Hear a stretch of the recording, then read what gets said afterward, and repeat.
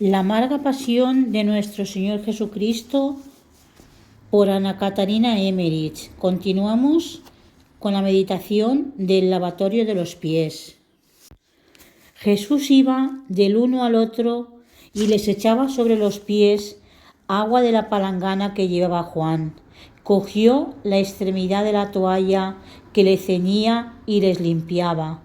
Jesús estaba lleno de afección mientras se hacía este acto de humildad. Cuando llegó a Pedro, éste quiso detenerlo por humildad y le dijo: Señor, ¿tú lavarme a mí los pies? Tú no sabes ahora lo que hago, pero lo sabrás más tarde, le dijo Jesús.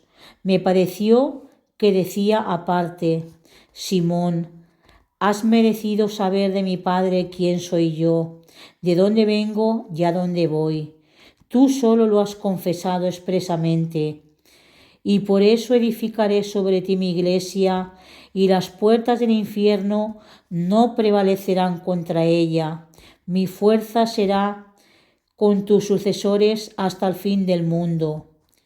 Jesús lo mostró a los apóstoles diciendo: Cuando yo me vaya, Él ocupará mi lugar. Pedro le dijo: Tú no me lavarás jamás los pies. El Señor le respondió: Si no te lavo los pies, no tendrás parte conmigo. Entonces Pedro añadió: Señor, lavadme no solo los pies, sino también las manos y la cabeza. Jesús le contestó: El que ha sido lavado no necesita lavarse más que los pies. Está purificado en todo el resto. Vos pues estáis purificado, pero no todos. Estas palabras se dirigían a Judas. Había hablado del lavatorio de los pies como de una purificación de las culpas diarias, porque los pies están sin cesar en contacto con la tierra. Se ensucian constantemente si uno no tiene una gran vigilancia. Este lavatorio de los pies fue espiritual y como una especie de absolución. Pedro, en medio de su celo, no vio más que una humillación demasiado grande para su maestro. Él no sabía que Jesús, al día siguiente, para salvarlo, se humillaría hasta la muerte ignominiosa de la cruz. Cuando Jesús lavó los pies de Judas, fue del modo más cordial y afectuoso. El Señor acercó la cara a sus pies y le dijo en voz baja que debía entrar en sí mismo, que hacía un año que era traidor e infiel. Judas hacía como si no lo oyera y hablaba con Juan. Pedro se irritó y le dijo: Judas, el Maestro te habla. Entonces Judas dio a Jesús una respuesta vaga y evasiva como: Señor, Dios me libre.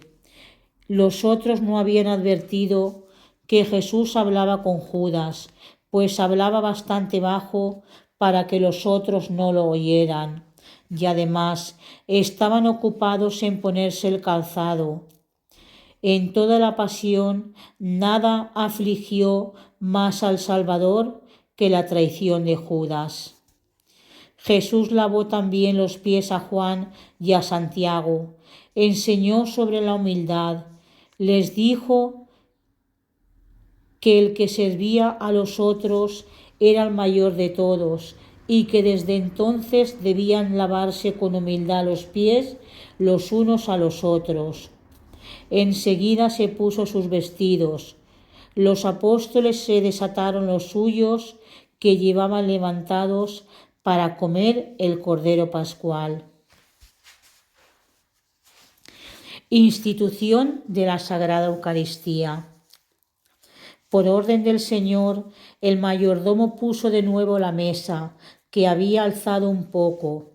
Habiéndola puesto en medio de la sala, puso sobre ella un jarro lleno de agua y otro lleno de vino. Pedro y Juan fueron a la parte de la sala en donde estaba el hornillo del Cordero Pascual, para coger el cáliz que habían traído de la casa de Serafia y que estaba en su bolsa. Lo trajeron entre los dos como un tabernáculo y lo pusieron sobre la mesa delante de Jesús.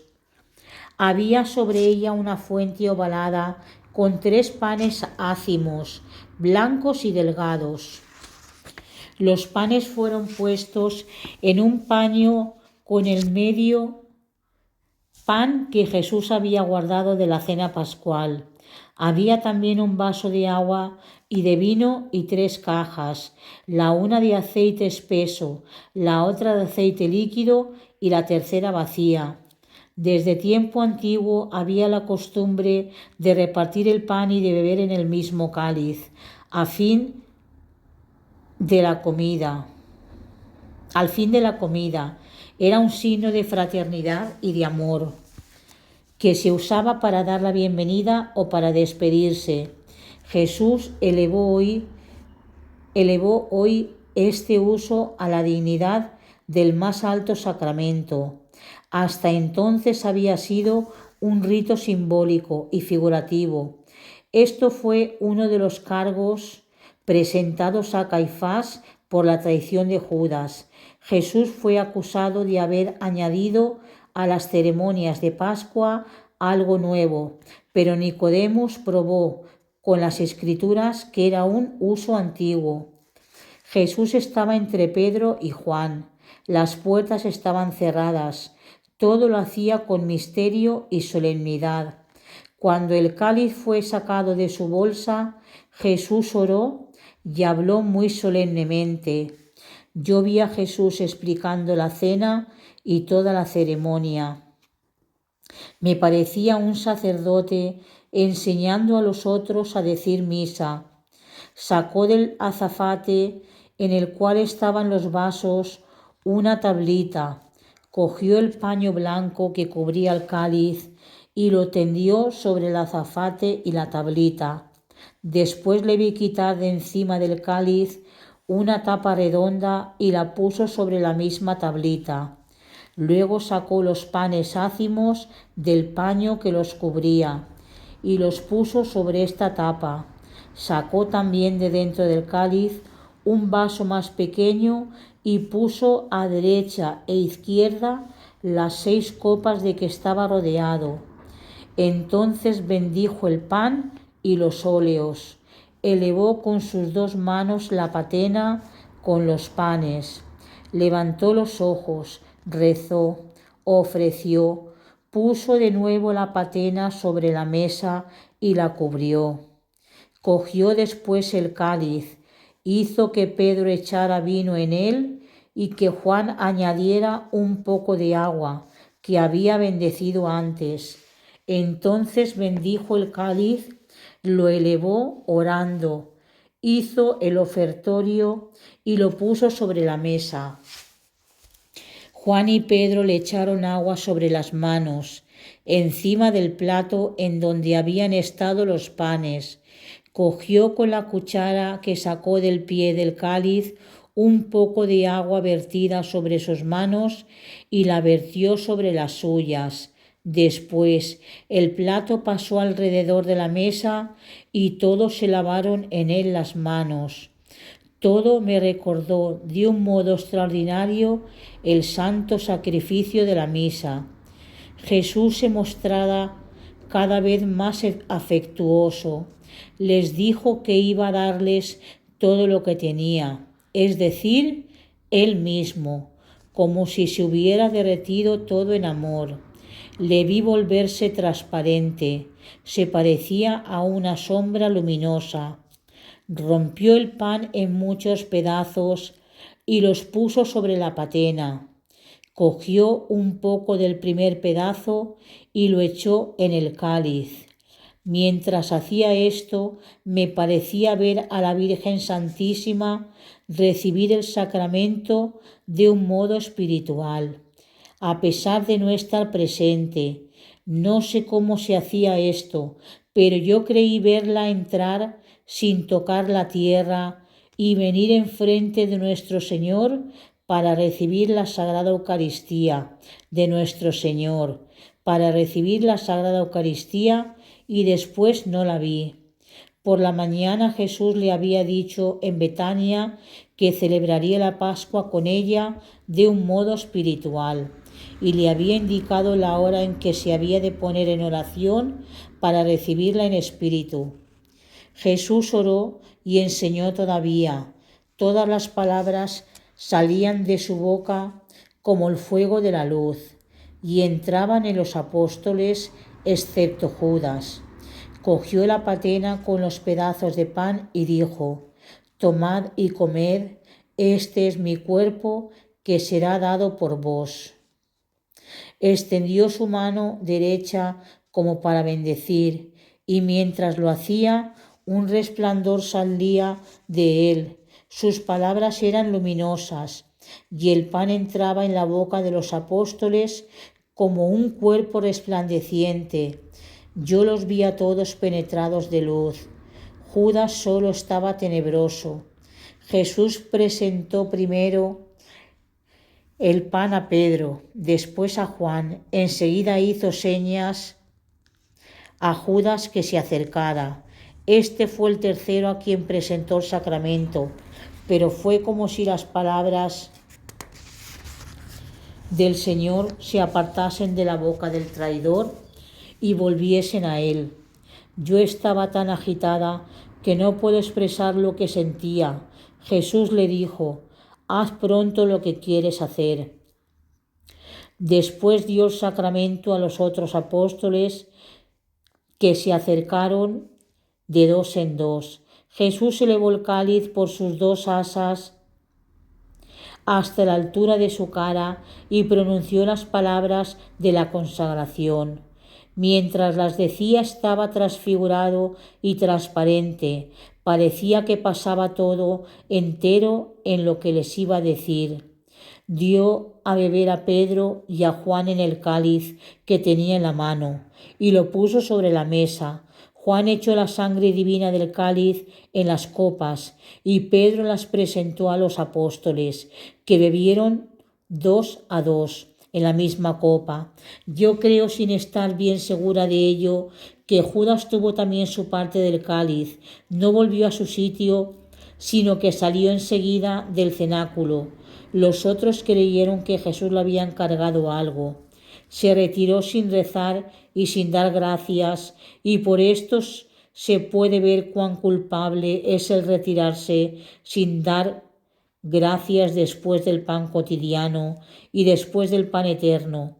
Mientras la comida, vi al lado de Judas una figura horrenda que tenía un pie como un hueso seco. Cuando estuvo delante de la puerta, vi 3 demonios alrededor suyo. El uno entraba en su boca, el otro lo empujaba, el tercero corría delante de él.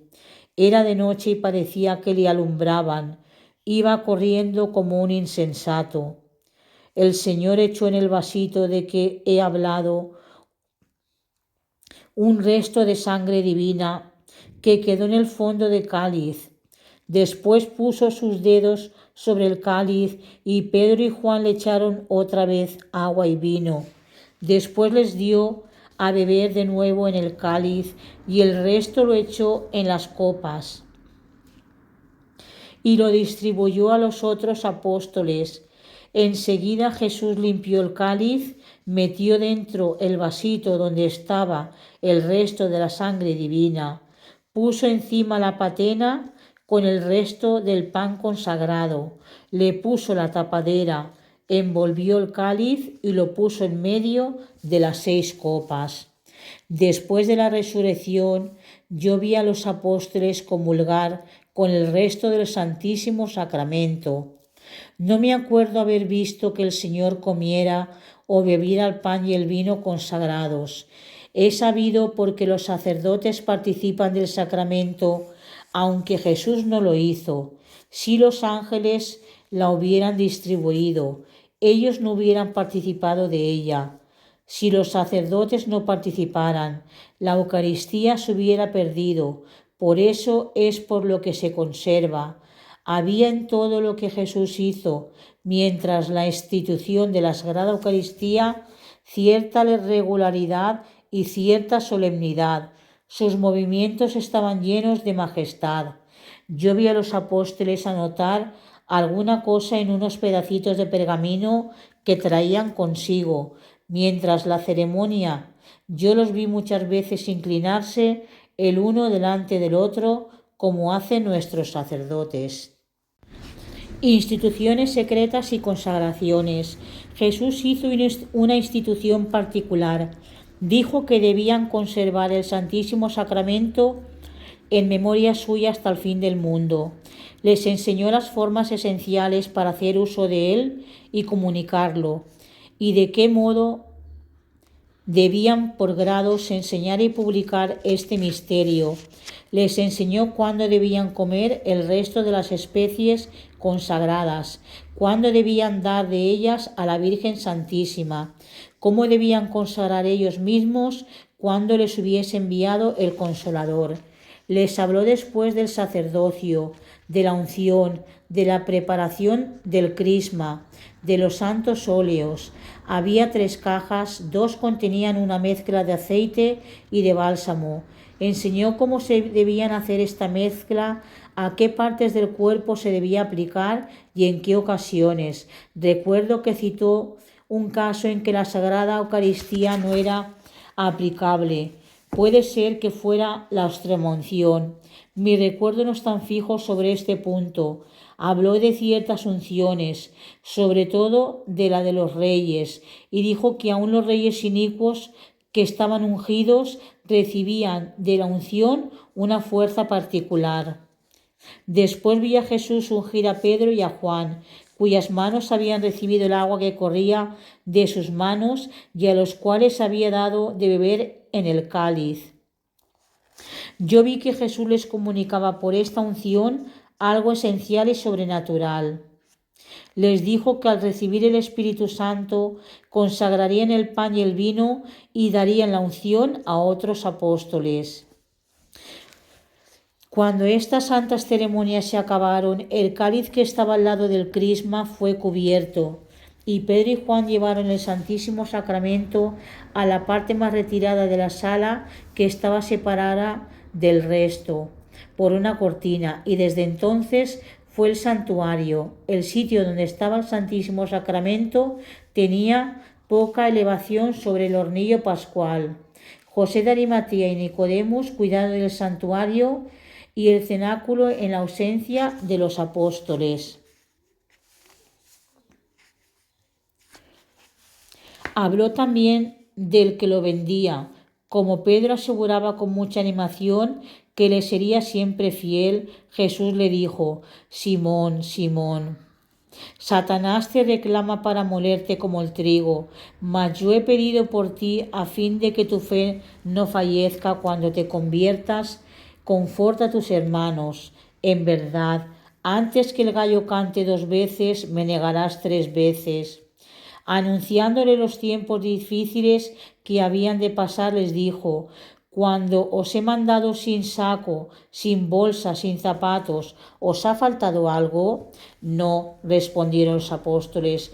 Pues ahora, continuó Jesús, que cada uno coja su bolsa y su saco, que el que no tenga nada venda su vestido para comprar una espada, pues se va a cumplir esta profecía. He sido confundido con los malhechores. Todo lo que está escrito de mí se va a cumplir. Los apóstoles entendieron todo esto de un modo material, y Pedro le presentó 2 espadas cortas y anchas. Jesús dijo: basta, salgamos de aquí. Entonces cantaron el cántico de acción de gracias, quitaron la mesa y se fueron al vestíbulo. Aquí Jesús encontró a su madre, a María, hija de Cleofás, y a Magdalena, que le suplicaron con instancias que no fuera al monte de los Olivos, porque se había corrido la voz de que querían cogerle.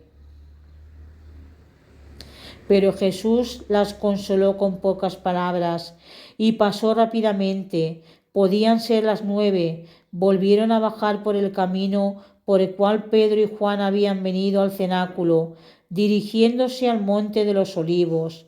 Ya he visto siempre así la Pascua y la institución de la Sagrada Eucaristía, pero mi emoción antes era tan grande que mis percepciones no podían ser bien distintas. Ahora lo he visto con más claridad. Es una fatiga y una pena que nada puede expresar. Se ve el interior de los corazones, se ve el amor y la fidelidad del Salvador. Se sabe todo lo que va a suceder.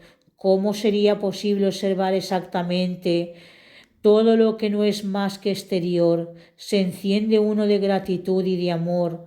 No se pueden comprender la sequedad de los hombres, la ingratitud del mundo entero y sus pecados. Continuaremos el próximo día con el próximo tema, donde ya empieza la pasión dolorosa de nuestro Señor Jesucristo en el Monte de los Olivos. Ave María Purísima, sin pecado concebida, en el nombre del Padre, del Hijo y del Espíritu Santo. Amén.